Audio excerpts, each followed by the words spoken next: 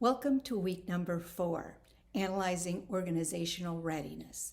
So by the end of this week, your presentation should be pulled together and ready to record. If you would like some feedback on your PowerPoint slides, please give me access to them by Sunday night so that I can review them and get back to you by Wednesday and anything you'd like to update. Also, I will be sending you an email with a sample presentation from a previous class. This will give you an opportunity to get some ideas and see what a good presentation looks like. So let's take a look at this week's details. Week 4 assignments are focusing on analyzing your organizational readiness. So your individual discussion will be on this subject. Think about your experiences or observations and see how you can connect those to the materials, the resources this week. You'll also in peer-to-peer be working on preparing and practicing your video presentation, which will be turned in next week. So use the resources that are out there. Make It Stick is a great resource. It has ideas on how to organize, to think ahead, to create your game plan, and prepare for contingencies. It helps you to address the how and the why of the change that you're proposing. The Connor video is great too. Talks about the 4 roles: the target, who's going to be receiving the end of the change, the sponsor, the change agent, which is actually you, and of course the advocate. And in the video, he really defines those well. Each one of them is at some point you need to get a green light. So definitely consider that. This is going to be very helpful. I want to add a couple other things that might help you consider readiness. First of all, think about Maslow's theory of motivation, the hierarchy of needs. Whether it be the organization or the individuals that you're dealing with. Where are they in this hierarchy? And how does that impact their reception of the ideas and their ability to give you the green light? Another one to take a look at is Carol Dweck.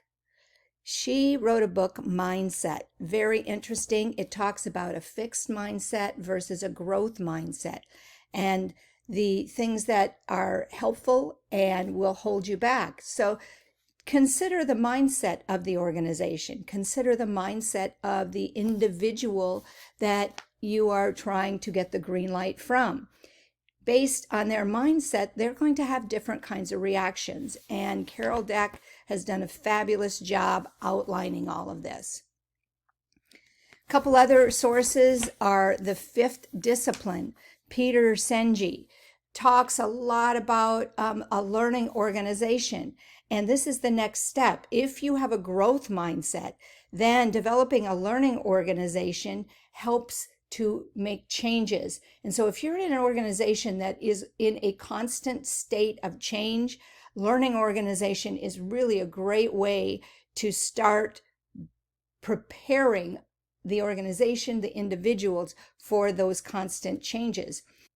Finally, taking a look at the Stockdale paradox from Jim Collins' Good to Great gives an overview of the mindset that needs to carry forward in order for the change to happen.